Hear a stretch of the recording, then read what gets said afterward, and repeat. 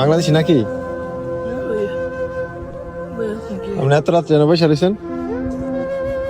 এই তো ভাইয়া, থাকার জায়গা নাই, থাকার জায়গা নাই। আজকে অনেকদিন হয়েছে বাইরে বাইরে ঘুরতেছি। আমি আজকে 3 মাস হয়েছে সৌদি আরবে আসছি।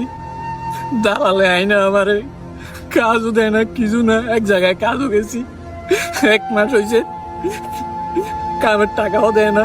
এখন একজনের রুমে থাকতাম, খাইতাম, বার করে দিছে ভাইয়া। এতদিন আমি রিয়াতে ছিলাম, এখন চলে আসছি এখানে। আগামা টাকাম আছে নাকি?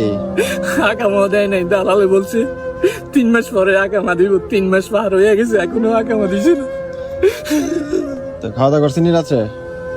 না ভাইয়া, এই দেখেন আমার কাছে 5টা টাকা ছিল, তো সকালে কি খাবো?